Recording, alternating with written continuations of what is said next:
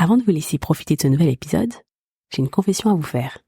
Ce podcast que j'aime tant ne m'appartient pas vraiment. Si je pose ma voix, recherche des invités, enregistre et monte à des heures improbables de la nuit parfois, ça reste le projet d'Allah. C'est sa volonté, son décret. Je travaille pour lui et grâce à lui. Alhamdulillah. Pourquoi est-ce que je vous dis tout ça? Parce que j'ai réalisé il y a peu que je ne devais m'approprier ni le succès du podcast, ni ses réalités. Aujourd'hui, j'assume le fait de vous solliciter parce que je sais que nous avons tous à y gagner. Nous avons tous l'opportunité d'œuvrer pour ce beau projet et Inch'Allah en récolter les fruits ici-bas et dans l'au-delà. J'ai officiellement ouvert un Patreon pour permettre à ceux qui le souhaitent et qui le peuvent de m'aider à le financer. Pour ceux qui n'auraient jamais entendu parler de Patreon, c'est une plateforme qui aide les créateurs de contenu, et notamment les podcasteurs comme moi, à pouvoir vivre de leur activité, mais surtout à la développer. Le principe est de souscrire à une offre mensuelle que vous pouvez résilier à tout moment. Grâce à une contribution de 5 € par mois, vous aurez accès à un mini-épisode supplémentaire. Il sera plus court, plus chill, autant dans le ton que dans le montage, mais sera toujours animé avec la volonté d'avoir quelque chose à vous apporter, Inch'Allah. Mais au-delà de cet épisode supplémentaire, contribuer à financer le podcast, c'est aider considérablement cette émission à perdurer. Vous contribuez à un changement énorme de mentalité qui doit s'inscrire dans la durée si on souhaite y arriver, Inch'Allah. Réapprendre à s'aimer à Allah, et Inch'Allah pour l'éternité, ça prendra des années. Et sans sa volonté, sans vos doigts illimités et sans un soutien financier, cette initiative ne saurait perdurer. Je vous mets le lien pour vous abonner dans le descriptif de l'épisode. Je vous remercie infiniment pour votre soutien, votre écoute, et je demande à Allah subhanahu wa ta'ala de compter votre gentillesse, vos prières et vos dons dans votre balance de bonnes actions, Inch'Allah. Je vous remercie de m'avoir écouté et laisse place à l'épisode du jour. Bonne écoute. Ce qu'il faut comprendre en tant que frère et sœur, c'est une obligation, c'est un devoir de s'entraider. Et je reviens sur l'éducation de la Sira Nabawiya qu'il faut lire et qu'il faut comprendre réellement ce que c'est les valeurs islamiques, notamment dans le monde du mariage. Je pense qu'il y a un manque, il y a réellement un manque. Quand il y a des critères qui nous semblent importants, qu'on abandonne, on a tellement mieux. Et on le sait, quand on lit le Coran, Allah il nous le dit. On veut le parfait et la parfaite. Sauf que le parfait, c'est Allah. Et on n'est pas des anges, on est des créatures d'Allah. Vraiment, si on veut, je pense, réussir se marier et réussir son mariage, faut prendre Netflix et faut le jeter à la poubelle. Il y aurait environ 1 million de célibataires musulmans en France uniquement. Oui, je sais, ce chiffre est pour le moins perturbant. J'ose même dire effrayant. À ce constat s'ajoute une réalité que personne ne saurait nier. Nous vivons une époque où les hommes et les femmes n'ont jamais eu autant d'opportunités de se rencontrer. Dès lors, il est légitime de se demander pourquoi est-il si compliqué de se marier? À qui la faute? À pas de chance? Ou à trop d'exigences? Comme d'habitude, les réponses se trouvent dans la nuance, le partage d'expériences et surtout un peu de science. Pour éviter de tomber dans les écueils habituels où les célibataires s'entendent répéter que tout ça c'est uniquement de leur responsabilité, j'ai invité 2 femmes qui consacrent énormément de leur temps à aider nos frères et sœurs célibataires à sortir de cette galère. Bénévoles dans une mosquée située en Île-de-France, Zahara et Yasmine font matcher les profils, organisent des rencontres et ont à cœur de faire se marier les frères et les sœurs. Durant cette discussion très franche, où nos points de vue divergent parfois, elles expliquent pourquoi. Pourquoi c'est compliqué? Pourquoi la responsabilité de chacun, y compris des personnes mariées, est engagée? Pourquoi et comment le manque de confiance en Allah cause de profonds dégâts et fait perdurer le célibat chez certains, voire beaucoup, de nos frères et sœurs en Allah. Cette discussion n'est pas aisée parce que personne ne souhaite heurter des âmes déjà très peinées. Mais exposer les faits, c'est un pas nécessaire pour avancer et, je l'espère, aider des centaines de milliers de célibataires à s'ouvrir, à réfléchir, à changer et, Inch'Allah, à se marier. Yasmine et Zahra ont souhaité rester anonymes. Je ne pourrai donc pas vous communiquer un moyen de les contacter comme j'ai l'habitude de procéder. J'espère que vous le comprendrez. Sans plus tarder, je vous laisse profiter de notre échange et vous souhaite, Inch'Allah, une excellente écoute. Assalamu alaikum wa rahmatullahi wa barakatuhu. Wa alaykoum salam. Wa alaykoum salam wa rahmatullah. Je suis ravie de vous recevoir, Zahra et Yasmine, aujourd'hui, parce que c'est un sujet, moi, qui me tient beaucoup à cœur.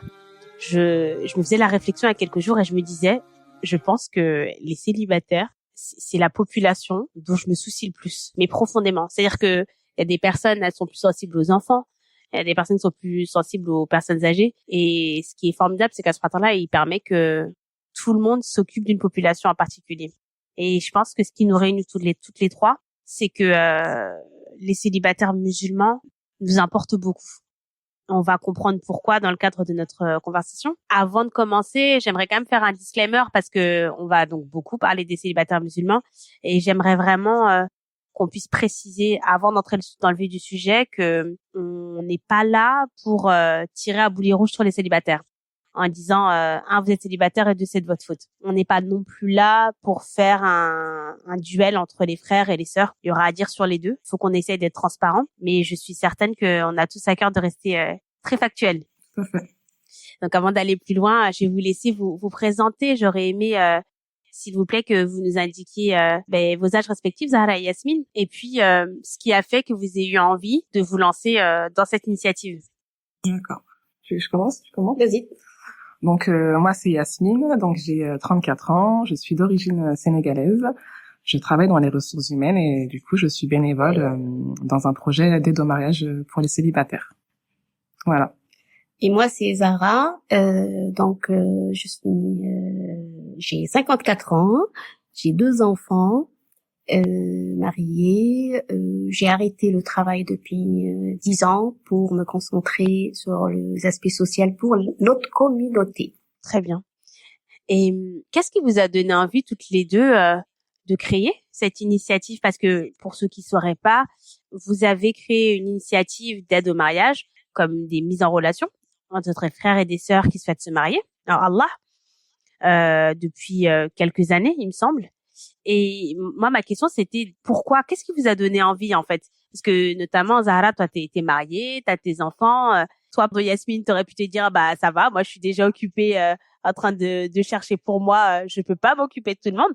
Qu'est-ce qui vous a donné envie de vous occuper de cette problématique? Parce que c'en est une. Alors, moi, je vais prendre la parole.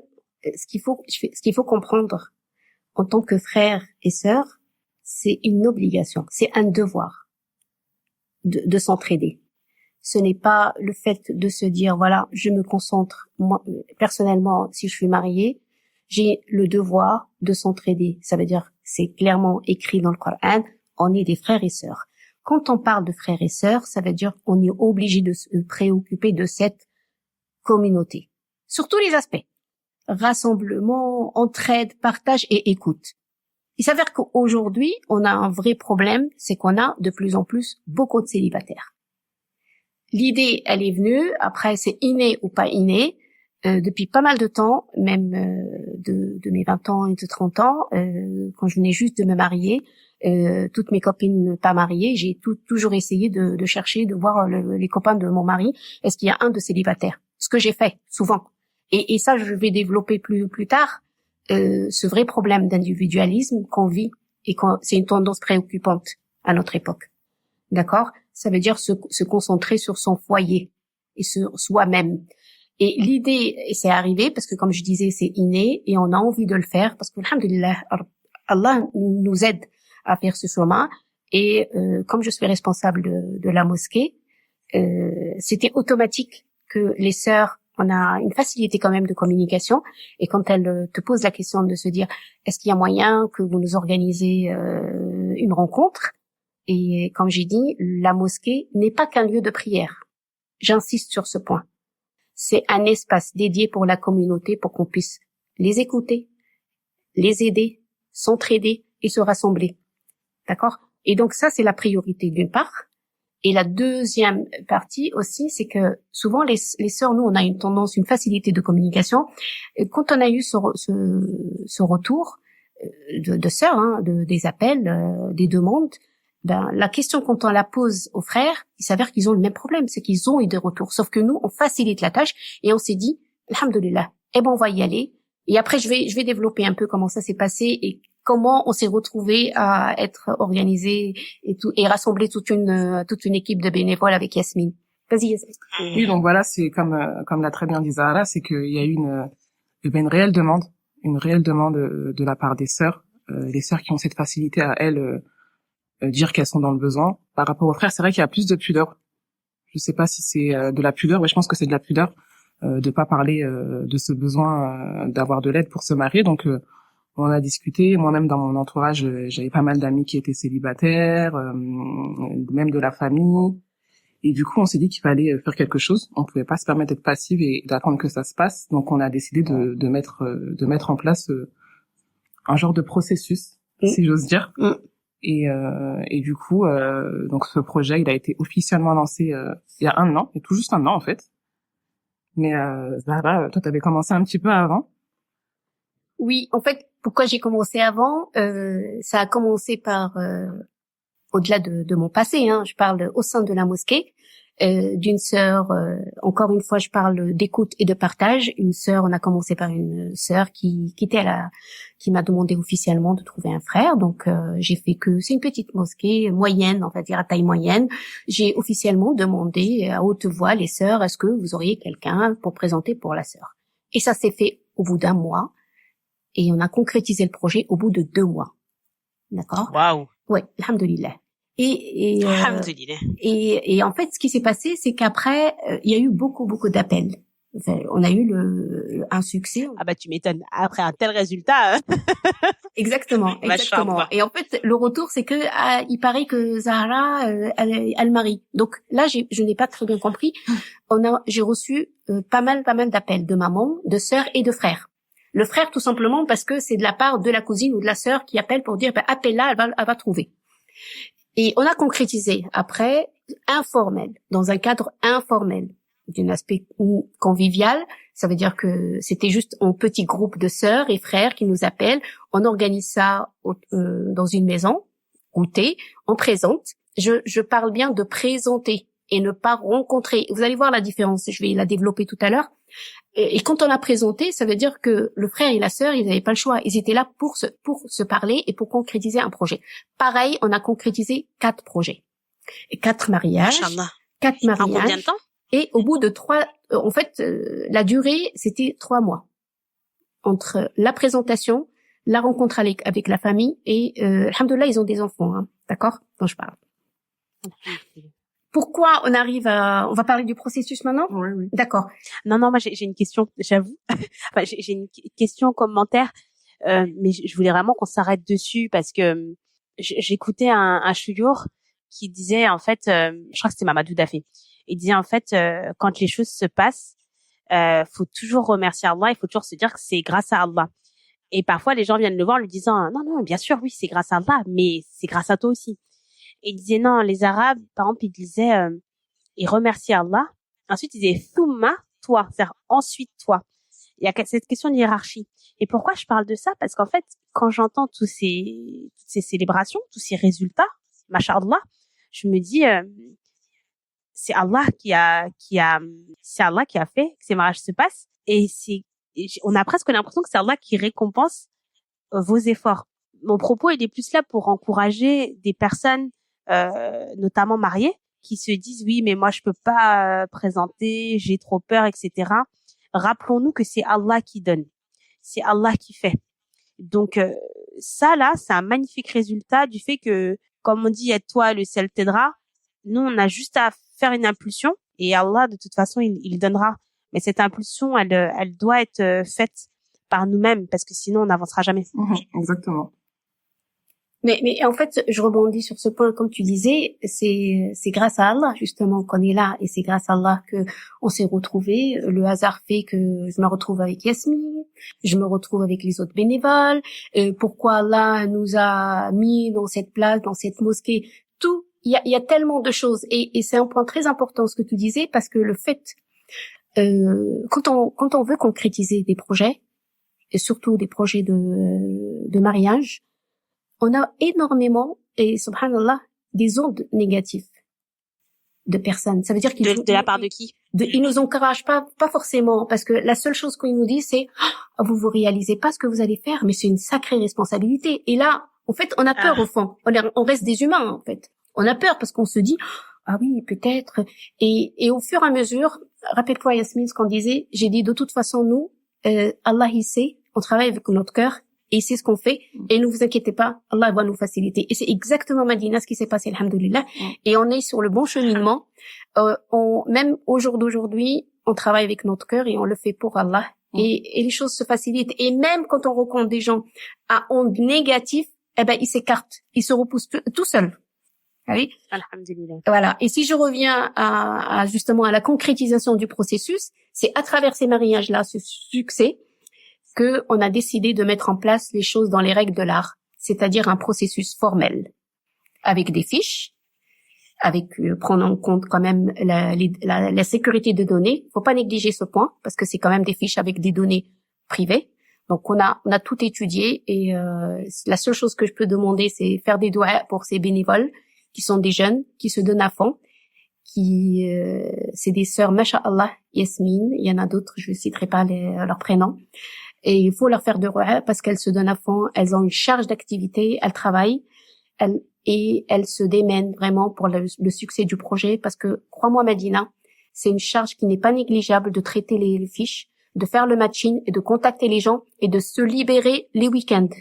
Ouais, subhanallah, mais tu vois, j'allais venir en fait sur est-ce que vous pouvez nous dire précisément est-ce que c'est du matching, est-ce que c'est de la mise en relation, est-ce que vous lisez les profils, mais machallah, vous avez répondu à cette question et en plus vous avez souligné cette importance, vous avez souligné la charge de travail qui est réelle et je pense que parfois quand on fait des initiatives comme celle-ci, on se dit ils aiment bien donc ça va, ça prend pas tant de temps que ça, mais c'est toujours important de le rappeler, c'est-à-dire que c'est quelque chose qui est fait avec plaisir, personne ne vous a forcé à le faire. Et c'est parce qu'on vous a pas forcé à le faire que ça nécessite pas de la reconnaissance au sens où il faut que les gens reconnaissent cette somme de travail là. En tant que musulman, c'est presque un devoir qu'on a. En tant que musulman, on est presque injuste quand on consomme le travail d'une personne et qu'on ne réalise pas sa charge derrière. Mais parfois, on peut pas la réaliser si on ne le dit pas. Donc merci de votre disponibilité et merci de nous le réindiquer ici parce que sincèrement, je pense que c'est important. J'ai une autre question, c'est que, tu vois, cette histoire, elle a l'air de très bien commencer, Zahara. Mais pourtant, Yasmine, tu m'as contactée par mail et tu m'as indiqué que c'était difficile, que c'était dur de faire des matchings, que c'était dur de concrétiser des rencontres ou plutôt des présentations, comme dirait Zahara. Pourquoi? Est-ce qu'il y a un moment où ça a basculé? En fait, on s'en est rendu compte dès les premières rencontres que, en fait, malheureusement, pour la plupart, on va pas dire pour tous les candidats, mais les personnes s'arrêtent sur les détails, en fait. C'est-à-dire que je peux donner pas mal d'exemples. Oui, je pense qu'il en faut parce que encore une fois, c'est hyper important, notamment dans ces conversations-là, de rester dans le factuel pour que tout le monde. En fait, le mariage, l'amour, ça nous renvoie vite à nos émotions. Et là, il faut vraiment qu'on essaie de rester concentré. Et je pense que les faits, ça peut nous aider. Donc, on t'écoute. Donc, il y a énormément de choses sur lesquelles les frères ou bien les sœurs peuvent s'arrêter. Par exemple, les frères, de manière quand même générale, ils ont tendance à s'arrêter sur l'âge. J'ai un exemple qui me vient en tête d'un frère qui avait 28 ans, qui souhaitait une femme d'une origine. Donc, on lui propose une sœur qui avait 28 ans comme lui. Et par rapport à ces détails-là, en fait, il n'était pas pour. Il a dit non, moi ça me dérange qu'elle ait mon âge. Et en fait, on se dit, quand tu es dans une démarche où tu veux te marier, est-ce que vraiment l'âge est un sujet sur lequel on peut vraiment s'arrêter, dans le sens où la sœur n'est pas plus âgée, elle a juste ton âge. Et du coup, le frère était très radical, il a dit non, moi je ne veux pas, et de toute façon même par rapport ma famille, ça va poser problème. Donc en fait, quand on a ce genre de personnes qui font pas l'effort même de rencontrer la sœur pour une question d'âge, c'est là qu'on se rend compte que c'est compliqué. Et que le problème, il est peut-être plus profond que ça. Donc, il y a ça. Il peut aussi avoir les détails physiques. Les frères sont très, très, très focus sur le physique. Ils n'hésitent pas à mettre... À quel niveau? Au niveau des origines, donc de la couleur de peau, au niveau du physique du corps Oui, clairement. Ça peut être la corpulence, ça peut être la taille. On a déjà un frère qui a dit qu'il souhaitait une sœur avec des mains fines. Et sache que c'est pas une blague. Des mains fines. Des mains fines. Pour lui, c'était important.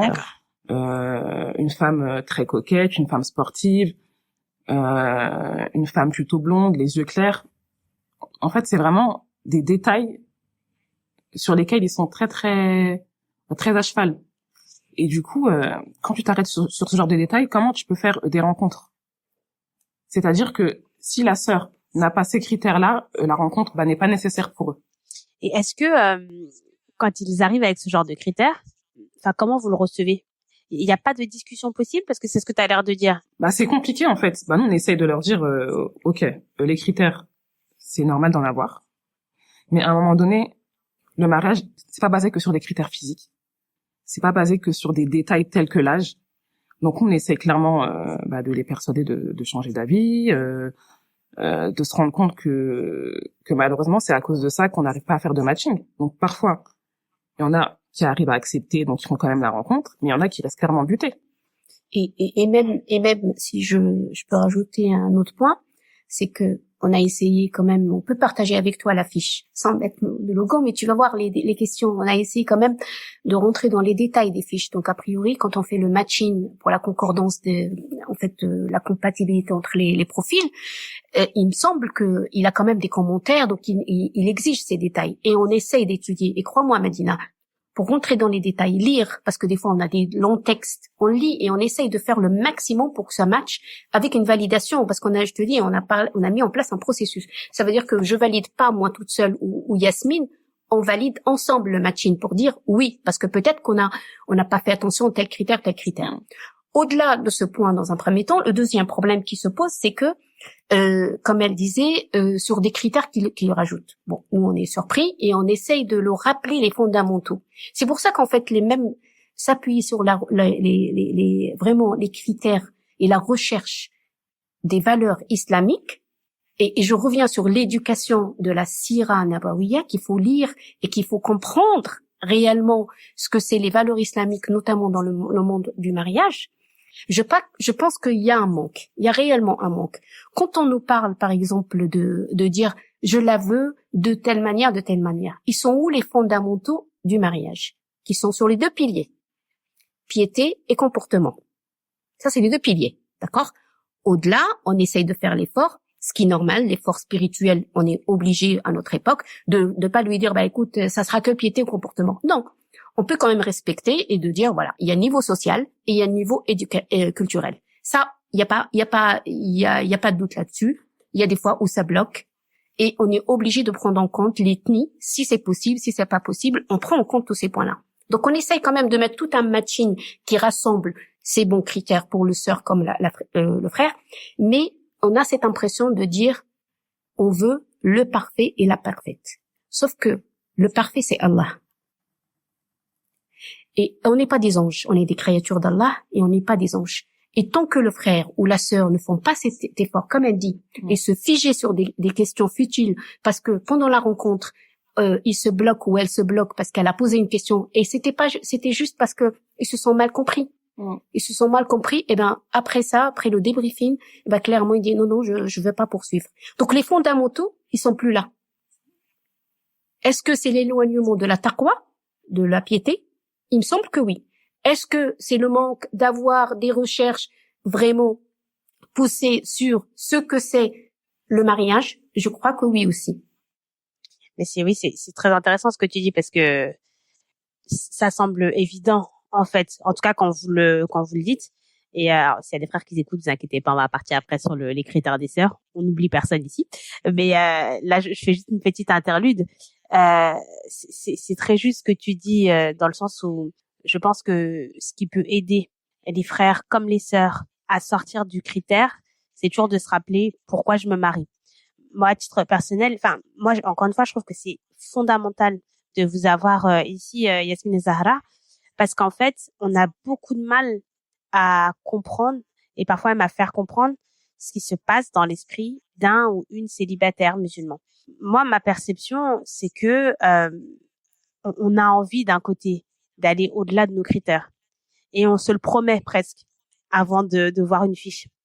Sauf qu'en fait, quand on reçoit une fiche avec un âge, une origine, une profession, un niveau d'études et autres, en fait, on a que ça en fait. Et quelque part, ça nous fait presque oublier tout le reste. On oublie encore une fois pourquoi on est là. On oublie qu'il y a plus important. Et moi, je dis toujours que tous ces critères-là, pour le célibataire, c'est un peu comme une bouteille d'eau dans le désert pour un bédouin, en fait. C'est tout ce qu'il a. On sait pas ce que c'est que le mariage. Pour les personnes qui sont divorcées, elles savent pas ce que c'est qu'un mariage qui est sain. Donc, je pense que profondément, comme on sait pas grand-chose, on garde ces critères en se disant, bah ça au moins je suis sûre que ça va me plaire. Comme je sais pas à quoi ça sert le mariage, enfin pas à quoi sert le mariage, mais à quoi va ressembler le mariage, si au moins j'ai ça, Inch'Allah, je vais pas me tromper. Parce que c'est dur. D'un côté, on dit au célibataire qu'il est trop exigeant. D'un autre côté, quand il est exigeant, il dit, ouais, mais tu trouveras jamais. Et en fait, on sait qu'on est exigeant, mais je pense qu'on a du mal à sortir de ces exigences-là. Il n'y a pas que l'exigence, il y a aussi, je crois il y a un éloignement, ça veut dire on fait plus confiance en Allah. Et il y a un deuxième point qui est important, c'est qu'aujourd'hui, moi, à chaque fois que je parle avec la sœur et le frère et que je les sens un peu réticents sur les questions, non mais je lui dis, mais t'inquiète pas, essaie de le voir ou de la voir et tu verras, il y a les âmes. Moi, je crois à quelque chose qui s'appelle les âmes. Et ça, dans le Coran, c'est écrit clairement. Ça, c'est des choses qui nous dépassent largement. Parce que des fois, tu es devant un frère et que ça passe et tu ne sais même pas pourquoi ça passe, et j'en connais, et j'ai des cas concrets où la sœur avait demandé des critères bien précis et quand elle a rencontré le frère, ça a marché, ils ont concrétisé le mariage, va savoir, et ben ça c'est les âmes, et ça nous dépasse. Et c'est écrit. Et c'est écrit dans le Coran que c'est des choses qu'on ne maîtrise pas et qu'on ne maîtrisera pas. Donc à partir de là, quand on fait at-tawakkul Allah et on va faire confiance et on se dit, ok, je dis bismillah, il y a peut-être des choses qui ne sont pas parfaites, mais il y a quelque chose qui s'appelle l'équilibre. Ça veut dire à partir du moment où il y a peut-être un critère qui ne correspond pas, eh ben, moi je m'appuie, si j'ai la tête sur les épaules avec des valeurs islamiques, clairement des enseignements bien poussés, je dis, c'est un équilibre. Eh ben, tant pis, il a pas ça, j'avais quand même avancé. Bah tant pis, si elle a pas ce critère-là forcément, je vais avancer. Il vaut mieux qu'ils avancent ensemble, parce que sinon, si le parfait avec le parfait, ça sera, on va être des anges dans les maisons. C'est pas le cas. C'est pas. Et c'est là qu'il faut peut-être passer au-delà. Et c'est vraiment le problème qu'on a. Non, mais je suis complètement d'accord avec toi, Zahra, vraiment. Mais j'essayais juste d'essayer de rentrer un peu dans la tête du célibataire qui lui voit pas toujours pourquoi il s'accroche à ces critères-là. Mais l'une des manières de s'attacher à ces critères-là, évidemment, c'est de faire confiance à ce là. Parce que ceux qui sont mariés et qui ont fait des rencontres, des présentations, comme tu le dis très bien, on le sait très bien que ce qui a fait qu'on s'est marié, en tout cas, je vais parler pour moi. Peut-être tu parleras pour toi, Zahra, mais je vais parler pour moi. Ce qui a fait que je me suis mariée, c'est que j'ai fait confiance en Allah. C'est que je me suis dit, Madina, ces critères-là, à un moment donné, tu peux plus. Il y en a trop. Il faut accepter que tu n'auras pas tout ce que tu veux.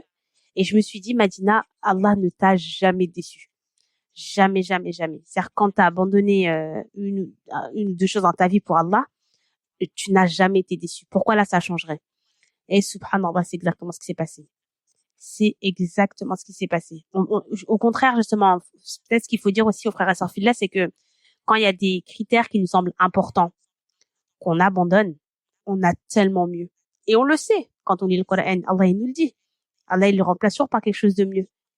Mais parfois, il faut le redire, le répéter pour rassurer et puis retravailler, aider les frères et sœurs filles à travailler leur tawakkul ala Allah. Il y a la tawakkul ala Allah, et moi je rajouterai un point, je sais pas si tu partages avec moi, il y a de plus en plus de sœurs, à un certain âge, à partir de 26, 27, 29, tout le monde la regarde, elle travaille, bonne situation, elle a tout pour elle, et on lui dit, t'as trouvé? T'as pas trouvé encore? T'as trouvé. Quel est le rôle des familles dans ce cadre-là? Et quel est le rôle de la sœur? J'en veux aux frères et aux sœurs, et j'en veux aussi aux parents. Parce que aujourd'hui, le rôle, il a été écarté. Le rôle des familles, dans le passé, les pères et les frères, c'est eux qui étaient en charge de voir le mari, le prétendant, de leur fille ou de sa sœur. Est-ce que aujourd'hui, Medina, c'est des choses qu'on fait alors que c'est dans nos valeurs islamiques, hein? Alors là, tu vois, j'ai été l'avocat des célibataires jusque-là. Je suis obligée de repartir dans l'autre sens parce que honnêtement, là, je pense qu'en tant que célibataire, on a une grosse responsabilité. En tant que célibataire, souvent enfant d'immigrés nés en France, on a eu, pour beaucoup d'entre nous, une attitude de j'ai pas besoin de mes parents, ou ouais mais mes parents ils me comprennent pas. Oui, mes parents, ils vont me ramener, pardon de l'expression, quelqu'un du bled. Moi, je veux pas quelqu'un du bled. Mes parents, ils me comprennent pas vraiment. On est beaucoup à être passés par là. Et donc, on a eu cette attitude-là. Nos parents se sont retirés. Et quand on arrive à un certain âge et qu'on veut se marier, on leur dit, bah, vous nous présentez pas? Bah, non, mais vous leur avez demandé de se retirer. Donc, ça, par contre, il faut prendre ses responsabilités en tant que célibataire. Je pense qu'il y a beaucoup de parents qui voulaient présenter. Il y en a qui voulaient peut-être pas. Mais moi, honnêtement, je connais plus de parents qui ont voulu présenter. Mais on les a, on les a retirés du projet. Et ça, encore une fois, c'est une grande leçon formidable que j'ai retenue de mon mariage, c'est que inclure sa famille dans le process de décision, c'est capital. De recherche, c'est encore mieux si on le peut, mais même de décision, c'est très important. Et pareil pour les mamans. C'est elle qui était en charge de trouver la sœur, sa future belle-fille. Et ça ne se fait plus. Ça se fait uniquement au Moyen-Orient pour les grandes familles riches, parce que il faut se marier entre eux, d'accord? Bien sûr. Mais ça ne se fait plus chez nous, et c'est impensable. Et je rajouterai un autre point qui va peut-être être choquant pour tout le monde. Est-ce qu'on sait que de toute façon, dans le passé, à la période de Rasul sallallahu alayhi wa sallam, qu'il y avait une sœur qui est venue, qui a demandé à notre prophète de l'épouser?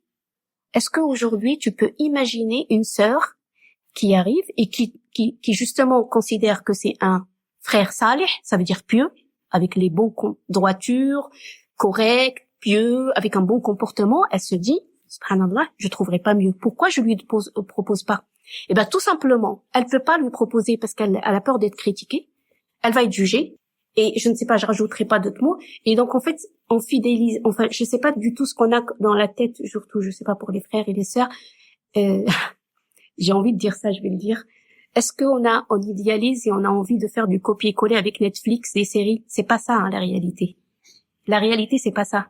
La réalité, c'est autre chose que les séries qu'on suive et qu'on idéalise la famille de la maison dans la prairie. C'est pas du tout ça. La réalité, elle est autre. Et on a des valeurs islamiques, alhamdoulilah, qui peuvent nous protéger, qui peuvent nous guider sur le bon chemin, mais on cherche le parfait, du parfait, du parfait. Je reviens sur le mot parfait parce que c'est ça la problématique. Et comme Absolument. on veut plus intégrer nos familles, on veut plus intégrer et l'individualisme des amis, pareil. À partir du moment, je l'ai déjà dit, je le répète, c'est qu'on se soucie plus de personne. Je vois mon intérêt, je ferme la porte et je dis, je ne fais plus confiance à personne. Le monde, on sera tous jugés devant Allah sur ces actes-là, vraiment. Mais je pense que la question de l'individualisme, Mohamed Oudihat, il en parle très bien. C'est un spécialiste un peu de la question de l'amour, du mariage en général et particulièrement en islam. Et en fait, il explique que c'est l'une des grosses raisons du célibat, en fait. C'est l'individualisme. Mais l'individualisme de tout le monde. C'est-à-dire que tout le monde vit en individualité. Le célibataire, encore une fois, c'est pour beaucoup séparé de ses parents en disant j'ai pas besoin, je vais trouver tout seul. Les parents, eux, ils ont leurs problématiques à régler. Enfin, tout le monde est rentré un peu dans une forme d'individualisme, et donc plus personne ne cède. En plus, comme tout le monde est individualiste, plus personne ne se connaît. Moi, je connais pas mon voisin, donc je peux pas te présenter mon voisin en disant il est salih. J'ai plus personne à présenter vu que je me suis coupée.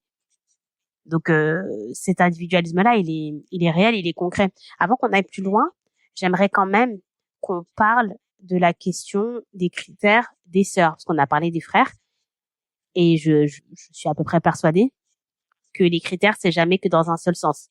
Donc Yasmine, si tu veux répondre et continuer là-dessus, ou Zahara. C'est Yasmine, allez. Par rapport aux sœurs, pour être très honnête, et pas pour prendre parti, les sœurs, elles sont quand même plus flexibles que les frères, pour être honnête. Mais ça dépend. La problématique qu'on peut rencontrer avec elles, c'est qu'elles s'arrêtent sur des détails, pour le coup. C'est-à-dire qu'elles acceptent de faire la rencontre, même si tous les critères ne sont pas cochés. Mais si le frère dit une phrase, par exemple, je donne un exemple d'un frère qui était pas trop pour un mariage mixte, par exemple, la sœur s'est arrêtée sur ça. Alors que nous, on estime que c'est des sujets sur lesquels on peut toujours discuter. Par exemple, il y a un frère qui a rencontré une sœur, il a parlé d'un projet de partir s'installer dans un pays tel que le Maroc, par exemple. Et la sœur s'est arrêtée sur ça, alors que c'est juste un projet. Donc, on va dire que les sœurs, c'est surtout sur ces petits détails, et dès qu'il y a un petit point qui concorde pas avec ce qu'elles veulent, elles sont méfiantes. Elles sont très méfiantes. Elles sont très méfiantes aussi. Donc, on va dire que c'est surtout ce qu'on rencontre avec elle. Et on a aussi beaucoup de filles, on a beaucoup de sœurs qui sont nées ici, qui ne veulent pas de frères qui sont nés au bled. Et parce qu'elles estiment qu'en termes de mentalité, ça va pas coller. Et pourtant. Alors que parfois, c'est quand même des frères qui sont très très bien. En termes de mentalité, il y a aussi une certaine méfiance aussi.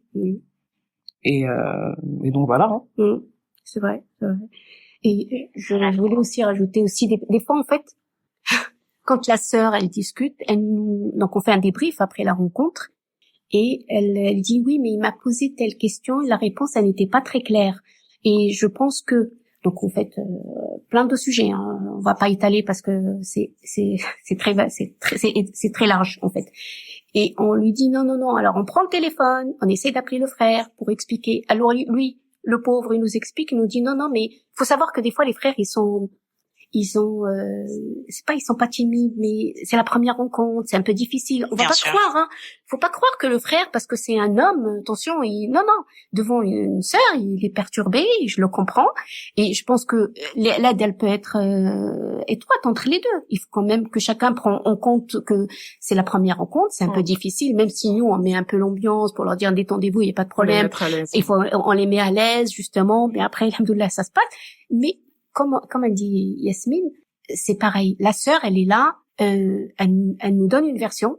Et alors, quand on appelle le frère, justement, pour rattraper, pour qu'elle puisse pas dire non, je vais pas poursuivre, ou lui, on lui dit non, mais en fait, je pense que vous n'êtes pas compris. En fait, on fait l'intermédiaire d'expliquer, de détailler et de faire comprendre à la sœur qu'elle a peut-être pas très bien compris sa version.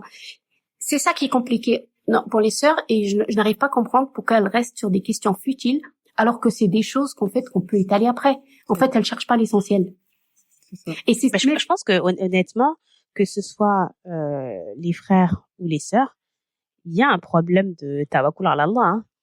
C'est-à-dire que les deux ont du mal à lâcher prise. Et ça, c'est important de le dire. Nous, en tant que femme, et Yasmine, je te rejoins évidemment. Moi, quand j'entends, elle a pas les mains fines. Oui, c'est dur pour moi en tant que femme de pas avoir de réaction épidermique. Tu vois, ça me demande un effort. Mais je pense qu'il faut entendre, comprendre les réactions des uns et des autres, tout en étant très clair sur le fait que ce soit un frère ou une sœur. Pour moi, il y a un manque de lâcher prise. Il y a un gros manque de lâcher prise. La sœur, elle a une checklist. Si elle a pas sa checklist, elle se dit ah mais je suis pas sûre. Alors on sera jamais sûr. Ça c'est le propre de la foi. C'est de se dire je crois en Allah même si je ne le vois pas. C'est de se dire je rentre dans ce mariage sans avoir 100% de certitude, mais si je sens qu'Allah il m'a mis sur ce chemin, alors j'y vais. C'est ça le fait de croire. Sinon je crois en moi, en ma checklist. C'est pas la même chose. Oui, mais Madina, nous on ferme pas la porte, ça veut dire on est à l'écoute. Quand un frère ou une sœur nous disent clairement, on est un peu ouvert dans l'esprit, hein. C'est-à-dire qu'on ferme pas la porte, on est à l'écoute, on leur dit qu'est-ce qui allait pas. Je veux bien moi, par exemple, quand on me dit au niveau physique, elle a le droit de dire non mais c'est pas passé. Je sens pas, je me sens des fois en fait on comprend même pas, ça passe pas. Il y a quelque chose qui passe pas. Est-ce que je reviens à la concordance des âmes? Le feeling il est pas passé. Très bien, je peux comprendre, mais me donner des explications qui ne sont pas très nettes sur des réponses parce qu'elle n'a pas été claire sur telle réponse, parce que sur son métier, sur un point qu'on a oublié. Alors il y a des frères clairement qui nous disent je veux pas de mixité. Je veux pas une carriériste. Je veux pas une femme qui sort beaucoup. Je ne sais pas du tout, je ne sais pas il est où le raisonnement de la vie d'une sœur qui a fait bac+5, bac+6 et qu'on lui dise en fait si tu te maries c'est plus comme ça. Elle est épanouie chez ses parents, elle a tout, d'accord? Elle va se retrouver normalement, moi quand j'appelle le frère, je lui dis écoute, tu sais qu'elle est heureuse. Logiquement quand elle doit se marier avec toi, il faut qu'elle soit heureuse plus. Logiquement hein. Ou alors gardons au moins la même longueur d'onde, gardons le même niveau. Et pour les sœurs, justement, je pense qu'aussi on a beaucoup de retours de sœurs qui sont entourées de copines divorcées. Et ça c'est la vraie problématique. Et à chaque fois, elle me sort. Qu'est-ce qui est problématique? C'est la mauvaise énergie? C'est la mauvaise énergie des sœurs divorcées pour dire, de toute façon, vu ce que je vois autour de moi, j'entends beaucoup parler de ça. Vu ce que je vois autour de moi, mes copines qui s'est mariées au bout d'un an, 2 ans, ça n'a pas marché, je sais pas l'utilité. Et c'est pour ça qu'elle se méfie, et c'est pour ça qu'elle veut tellement faire attention par rapport à ces questions, de se dire, je dois pas me tromper de la personne. Je dois surtout pas me tromper. Et crois-moi, Medina, on a beaucoup divorcé. On a beaucoup divorcé avec ses enfants. Est-ce que c'est dur pour une femme divorcée de se remarier, et si oui, pourquoi? En tout cas, vous, quand vous essayez de faire les matchings. C'est compliqué pour les femmes divorcées parce que la plupart des hommes qui sont eux divorcés avec des enfants n'acceptent pas des femmes divorcées avec enfants. Ça paraît fou, mais c'est clairement cette réalité qui fait que ça reste quelque chose de très compliqué. Ça reste 2% qui ouais, il y a peut-être 2% à la rigueur de frères qui acceptent ce genre de profil.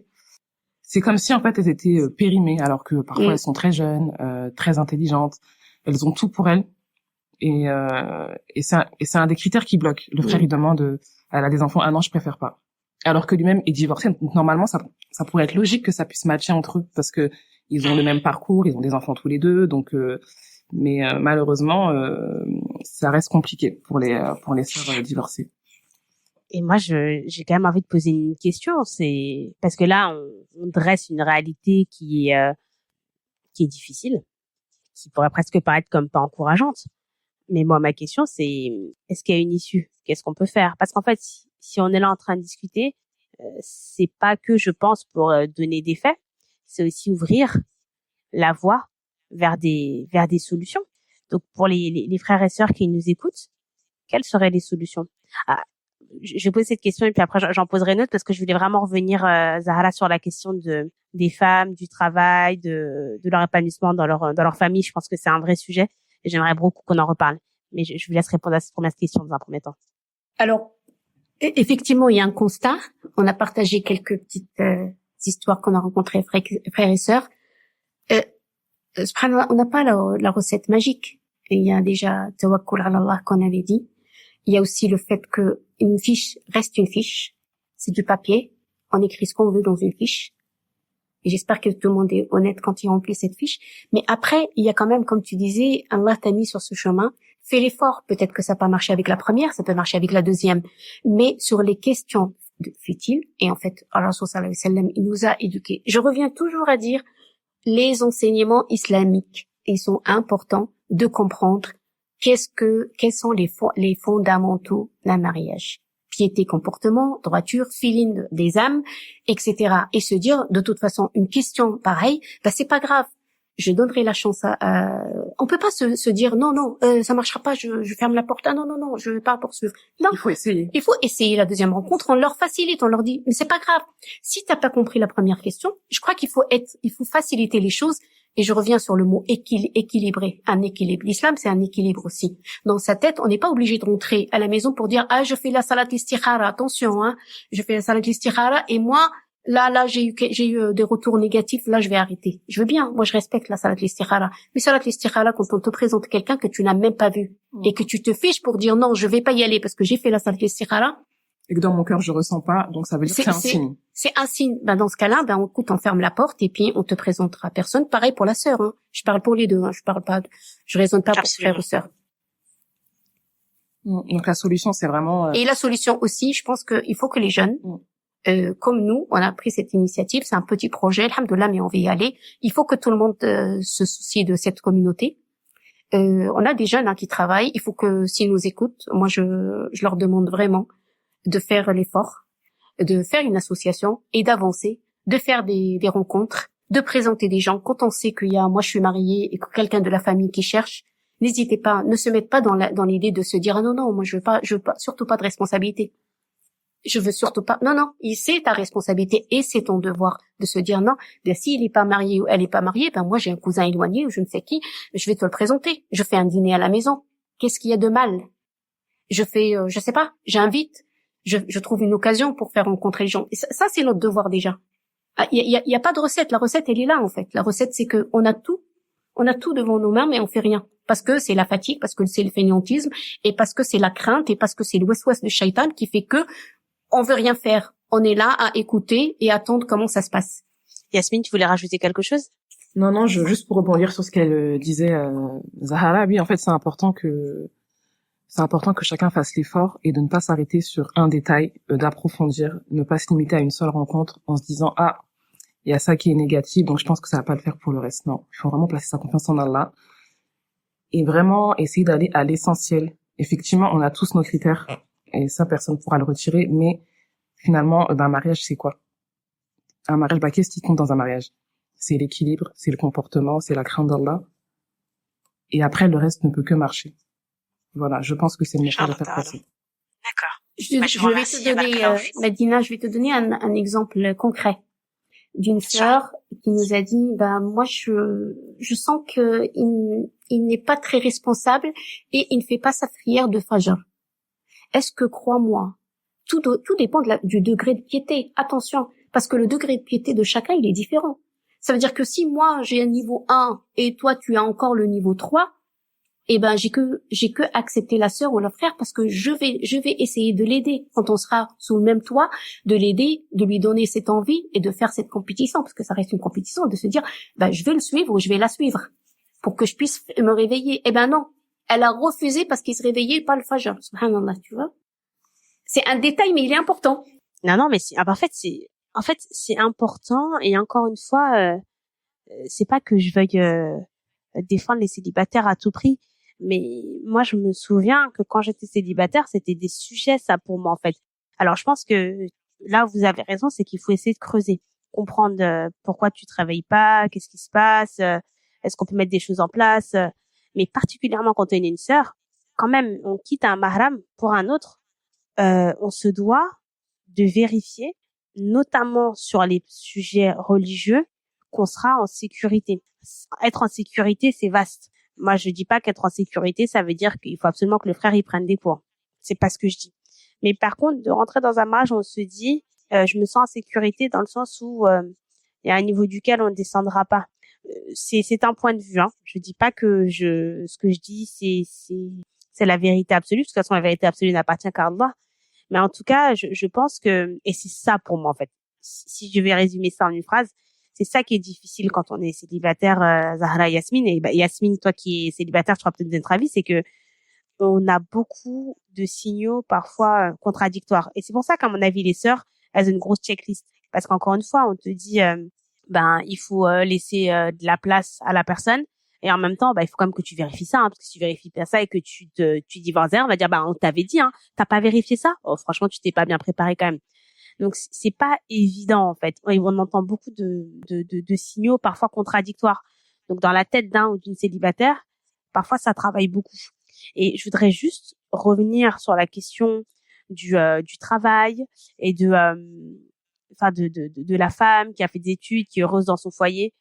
Je t'entends là-dessus, Zahara. Je suis d'accord.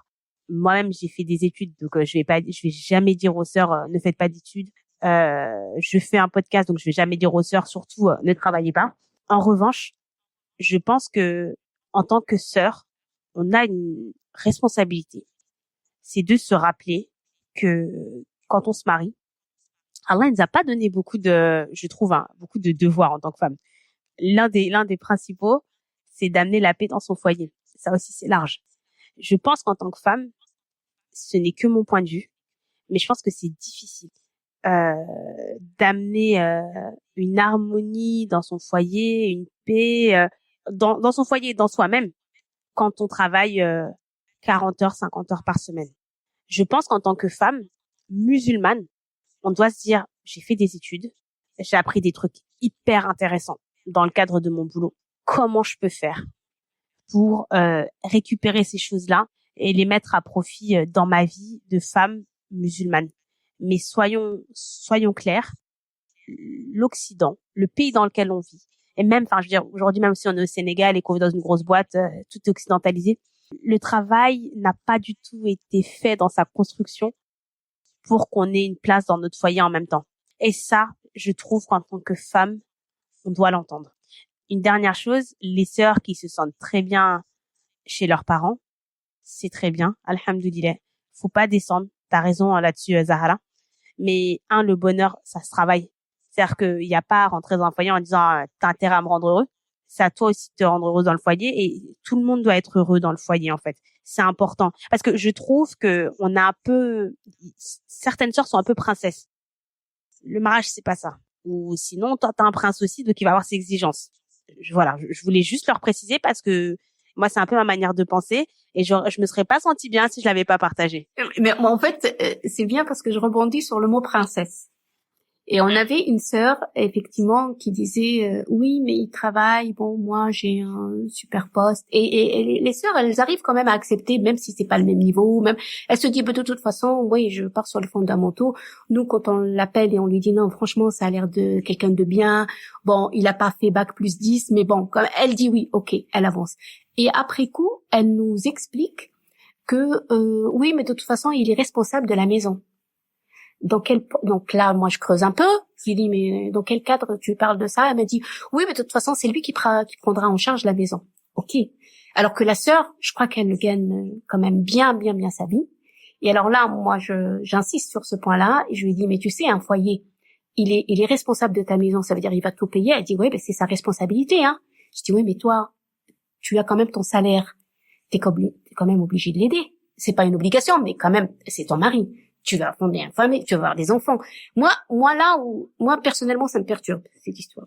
Parce que autant en islam, on dit oui, il est responsable, mais tant que la sœur travaille, tu ne peux pas le regarder souffrir.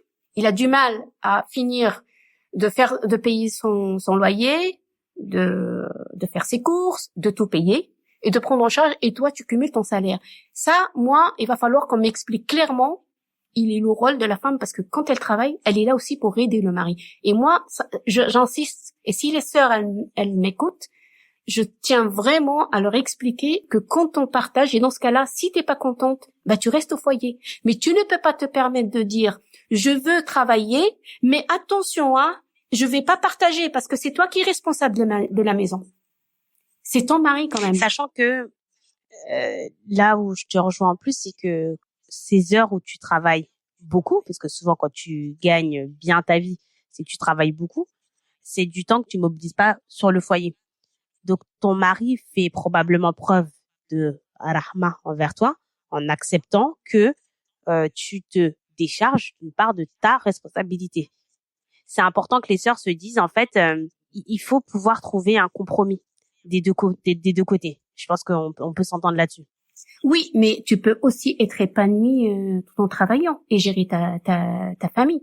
Le contraire aussi. Et le contraire aussi, tu peux être aussi épanoui en restant femme au foyer. En fait, il y a pas, ça dépend de la sœur comment elle est, ça dépend de sa vision, du frère aussi, de comment tu vas fonder ce foyer-là. Et c'est les deux qui doivent parler de ça. Si la sœur, elle voit qu'elle va pas être à l'aise de rester à la maison, moi je respecte. Et le frère doit respecter après ils s'entendent ou ils s'entendent pas, de toute façon. Mais au moins, j'insiste sur ce point, on a eu un cas d'un frère pendant 8 mois, il discutait avec la sœur et il donne pas de nouvelles sur et le débat de rester au foyer, il entend pas, il le dit pas. Il dit pas que je veux que tu restes au foyer.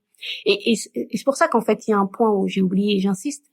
Quand tu m'avais dit quel est le moyen pour qu'on puisse leur donner des recettes, il y a aussi le fait de ne pas rester trop longtemps sur cette rencontre. Quand on rencontre un frère ou une sœur, je crois qu'il faut écourter avec les vraies questions. Et ça, c'est le message que je souhaite passer. Les vraies questions, Absolument. au bout d'un mois, 2 mois, Voilà, les choses sont l'essentiel. claires. On va à l'essentiel. Absolument. Voilà ce que je veux. Voilà ce que je veux. Dis-moi ce que tu veux. Ça marche, c'est très bien. Ça marche pas. Au revoir. Qu'Allah t'aide et qu'Allah m'aide aussi et qu'on avance sur peut-être, je sais pas, un autre maktoub dans tous les cas. Mais ne pas attendre avec espoir. De toute façon, il va changer ou elle va changer. Et justement, subhanallah, on dirait que il y a plus de baraka plus on retarde de concrétiser. Et quand on sait que la sœur, elle pose la question au frère et qu'elle lui dit, écoute, moi, je suis prête. Qu'est-ce que tu souhaites? C'est quoi l'objectif de ces rencontres? Quand tu vois qu'il est hésitant dans ses réponses, il faut fermer la porte et avancer Absolument. et rencontrer quelqu'un d'autre. Et ne pas Absolument. attendre avec espoir celui-là qui va venir un jour ou l'autre, parce qu'il ne viendra pas, parce que s'il était intéressé de venir, il va te le dire. Au bout de 3 ou 4 mois, il va quand même faire des nuances en disant, écoute, moi, si je suis là, je veux pas le haram, mais en tout cas, je suis là pour un objectif clair, c'est le mariage. Oui, puis on en revient au tawakkul ala Allah, en fait. Si au bout de quelques mois, ça s'est pas débloqué, il faut savoir se dire qu'est-ce qu'Allah essaie de me dire, parce qu'Allah il facilite. Donc si vous n'êtes pas facilité au bout de plusieurs mois, et je ne juge personne, hein. Moi c'est des leçons qu'Allah m'a apprises dans ma propre vie. Vraiment, j'ai fait, je suis passée par là, et aujourd'hui je l'ai vu en fait. On attend 8 mois, 10 mois, et un jour on se réveille, on se dit mais on fait la pré-consultation, on se dit mais en fait c'est limpide. Ça fait 4 fois, 5 fois je fais la pré-consultation, ça c'est pas débloqué. Madina, Allah il est en train de te dire non là, c'est pas compliqué en fait. Donc parfois il faut savoir aussi se dire ça. J'avais une dernière question, Zahra, notamment pour toi, parce que tu sais, tu l'as dit plusieurs fois quand tu parlais des célibataires et de leurs attentes, tu disais c'est pas ça le mariage. Tes enfants sont grands, tu es dans le mariage depuis longtemps, donc je profite de la joie et de l'honneur que tu nous fais d'être avec nous pour te demander c'est quoi le mariage. Oh, c'est une bonne question, ça.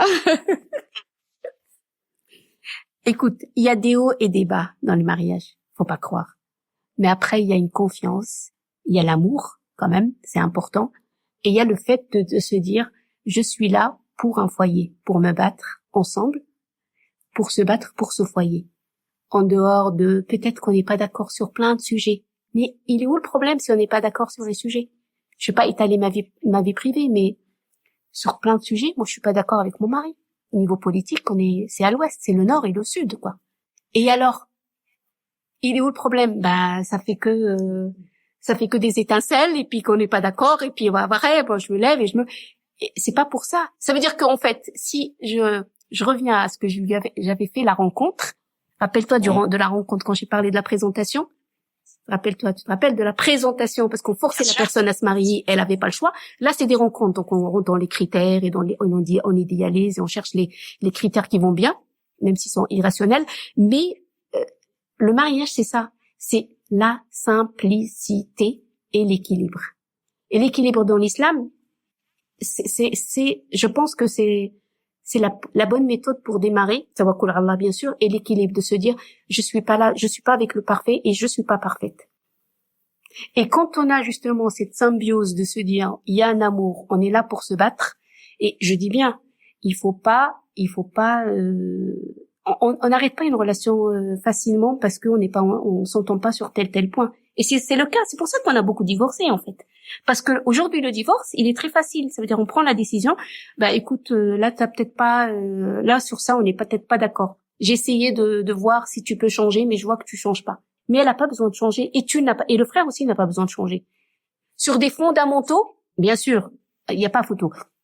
Mais sur les autres aspects de la vie, je respecte, et ça peut être que bénéfique finalement, parce que c'est bénéfique aussi pour les enfants, parce que je crois que les enfants, quand ils voient que les parents, ils ont pas les mêmes idées. Moi, mes enfants, ils savent qu'on n'a pas les mêmes idées, on n'a pas les mêmes états d'esprit, mais alhamdoulilah, on est là.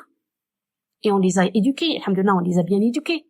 Et c'est pour ça que je dis, il n'y a pas de recette de mariage, mais il y a aussi l'entente et tawakkul ala Allah et l'amour d'Allah, et justement être protégé par Allah, et la simplicité, et se dire, il y a toujours des bas. Il y a toujours des désaccords. On n'est pas des anges. Et ne pas mettre la mèche quand ça va pas dans un couple. C'est pas la peine de rajouter, et surtout, ça c'est le prophète nous l'a dit clairement. On raconte pas ces histoires, aux autres. Sa vie privée, ça reste sa vie privée. On n'est pas obligé d'étaler sa vie privée parce que de toute façon, tu auras que des ondes négatives, et on en a parlé tout à l'heure pour les célibataires, de se dire, ah oui, mais c'est pas normal ce qu'il te fait. Et tout de suite, ça peut aller très très vite que la sœur prend la décision et elle part. Et le frère, pareil. Il suffit qu'il soit entouré d'un frère qui justement n'apporte pas la sagesse. Je dis bien la sagesse de dire, de toute façon, ça passera, t'inquiète pas. Eh ben, il y a pas ces paroles-là de sagesse. Mais, écoute, je pense qu'elle est peut-être pas faite pour toi, hein. Écoute, peut-être que tu seras mieux si t'es célibataire. Et il y a tellement de choses à dire, mais en fait, subhanallah, il faut le tawakkul Allah, il faut l'amour et il faut la simplicité. C'est surtout ça. J'ai envie de rebondir sur plusieurs choses. La première chose, tu disais qu'il faut un équilibre. T'as pas précisé, mais moi je dirais qu'il faut un équilibre entre les bons moments et les moments un peu plus difficiles. Yasmine, je sais pas ce que t'en penses, mais moi je trouve que quand tu es célibataire, vraiment tout paraît flou, quoi. moi, j'arrivais pas à comprendre quand j'étais célibataire les gens qui disent ah, mon mari, il m'énerve. Mais je reste avec lui. Je disais, mais pourquoi tu restes alors? Je n'ai pas compris. Ah, parce que quand même, je l'aime bien. Mais du coup, j'arrivais pas à comprendre. Bon, je suis mariée depuis très peu de temps, hein, mais ce que je comprends, c'est que effectivement, tu peux tout à fait être avec une personne que tu agaces, parce que ça commence par soi. Ça aussi, il peut t'épuiser sur certaines choses, mais ça remet pas en question, comme tu l'as dit, les fondamentaux. La deuxième chose aussi, c'est que c'est parce qu'on s'agace qu'on va apprendre de moins en moins à s'agacer. Comme tu l'as dit, on n'est pas parfait. Mais en fait, il faut vraiment prendre l'imperfection comme un cadeau. C'est très dur. Mais de se dire que c'est en cheminant dans nos imperfections qu'on va se rapprocher d'un ce là. Et le mariage, ça sert à ça. Une autre chose sur laquelle je voulais rebondir et que tu as dit, c'est que tu disais il faut pas raconter sa vie privée. Alors, je te rejoins dans les grandes lignes. Mais je pense que si on a quand même, ne serait-ce qu'une personne sage, tu l'as dit, hein, sage, à qui parfois on peut confronter, parce que parfois on peut se sentir seul, et ça peut vraiment, surtout au début du mariage, on ne sait pas comment communiquer. Ça, c'est vraiment quelque chose que j'ai compris sur le tard, c'est qu'en fait, quand tu arrives dans le mariage, tu ne sais pas communiquer. Donc en fait, c'est difficile de dire tes doutes, tes peurs, tu vois des choses, mais tu n'arrives pas à les expliquer. Et tu sais même pas d'ailleurs ce qui se passe dans toi, parce qu'en fait, tu es une nouvelle personne aussi. On parle d'un bouleversement quand on devient maman, mais quand on devient une épouse, quand tu deviens un époux, c'est un bouleversement aussi. Et parfois, avoir au moins une personne auprès de qui on se dit, franchement, là, j'ai du mal, là, je ressens ça. Et la personne, si elle vous aime fil-là, elle va jamais vous dire, oh bah dis donc, il a vu son mari. Oh, bah, donc, ta femme, elle te fait ça. Ah bah moi, si j'étais toi, j'aurais divorcé. Mais tu l'as pas encore divorcé? Bah, je sais pas ce que t'attends. Je pense que si on choisit la bonne personne, ça permet de pas souffrir parce que parfois on souffre vraiment quand on laisse des choses à l'intérieur de nous. Voilà, c'était La bonne personne, déjà, c'est le modèle pour ceux qui ont des mamans.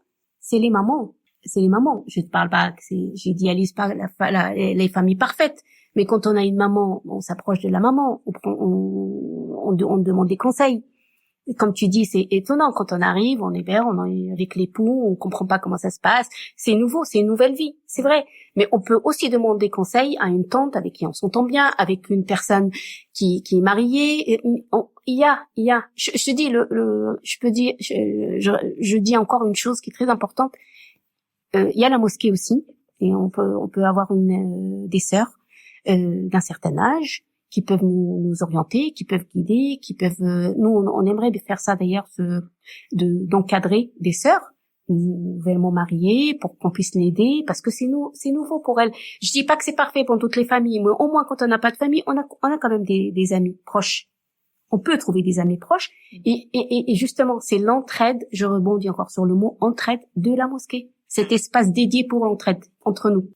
absolument Pour éviter les divorces d'ailleurs, pour éviter les divorces. Absolument. Yasmine, est-ce que tu voulais rajouter quelque chose sur la question? Parce que je t'ai posé la question, mais je sais pas dans quelle mesure tu as envie de rajouter quelque chose par rapport à la perception des célibataires sur le mariage et sur quelque part l'impact que ça a dans notre recherche d'époux ou d'épouse. Oui, c'est vrai qu'en fait, en tant que célibataire, c'est vrai qu'on a cette image du mariage qu'on comprend pas trop. On a nos amis qui nous disent c'est compliqué, ça demande beaucoup de patience. Je le supporte plus. Donc d'un côté on se dit que c'est la moitié du deal, donc c'est quelque chose qu'on a envie d'accomplir, mais d'un côté on a cette crainte parce qu'on a l'impression que c'est beaucoup de concessions, beaucoup de souffrance, beaucoup de patience, beaucoup d'interrogations. Donc finalement on sait pas trop dans quoi on met les pieds tout simplement. Mais d'un côté on a quand même de beaux exemples autour de nous, que ce soit nos parents, nos sœurs, nos amis. On se dit bon, c'est quand même pas que des mauvaises choses en fait. C'est vrai que généralement c'est les personnes pour qui ça se passe pas très bien qui ont tendance à plus parler de leur expérience, alors que les personnes pour qui ça se passe très bien, c'est elles qui en disent le moins. Et donc c'est vrai. Elles partagent pas forcément la joie. C'est ça. C'est vrai. Elles partagent pas forcément ce bonheur de dire non, je suis heureuse. C'est pas par égoïsme, mais je pense que c'est peut-être par peur. Oui, c'est vrai, peut-être.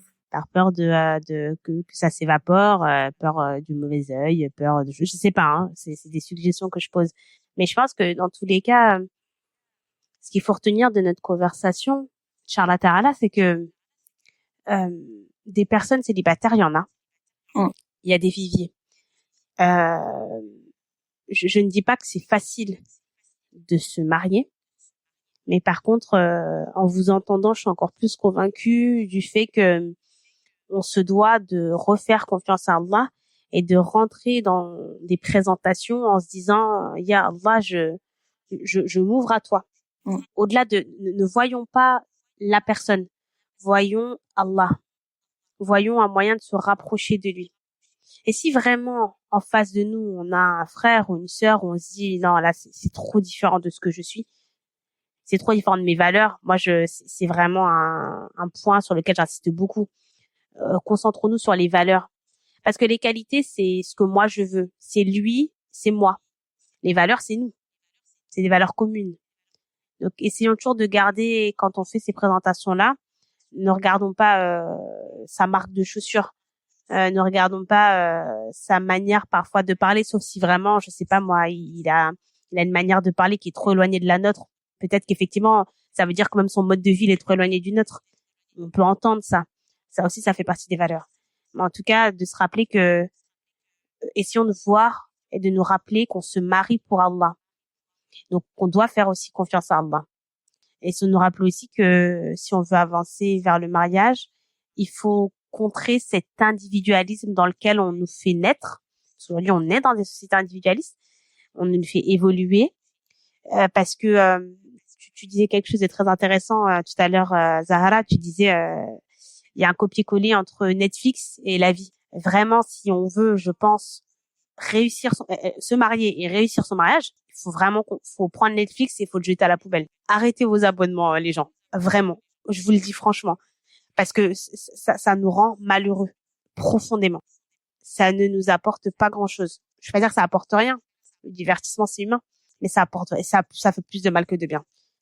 Est-ce que vous souhaitez rajouter autre chose, mes chères sœurs Yasmine et Zahara? Moi, j'insiste encore sur Netflix. Avec le temps perdu sur Netflix, à mon avis, le frère et la sœur, elle a tellement de choses à faire. Il y a des associations qui ont besoin pour qu'on puisse avancer pour cette communauté. Et croyez-moi, avec le temps que je vois passer devant les séries, il y a de quoi faire de très beaux actions pour notre communauté. Et crois-moi, Medina, la communauté, elle a besoin de beaucoup de choses. Oui. Et Allah, il nous le rend en plus. Enfin, moi, quand on fait pour nos frères et sœurs filets, Allah, il agrée ce qu'on fait. Il nous donne encore plus vite ce qu'on demande. Et ça, faut le garder en tête. Aidons parce qu'on aime nos frères filets, mais aidons parce que ça nous permet nous-mêmes d'avancer dans nos vies parce que Allah, il nous donne bien plus. Vraiment, tout ce qu'on demande à Allah par la suite, il nous le donne, Inch'Allah Ta'ala. Ok. Bah, moi, pour conclure, peut-être, à tous les célibataires qui nous écoutent, un conseil, que je peux me permettre de leur donner, c'est vraiment d'essayer de lâcher prise, lors des rencontres, si jamais on rencontre un frère ou une sœur, de lâcher prise, de faire confiance en Allah et de ne pas s'arrêter sur les détails. Vraiment de partir vraiment, pour des critères, mais qui sont essentiels. Voilà ce que je voulais dire.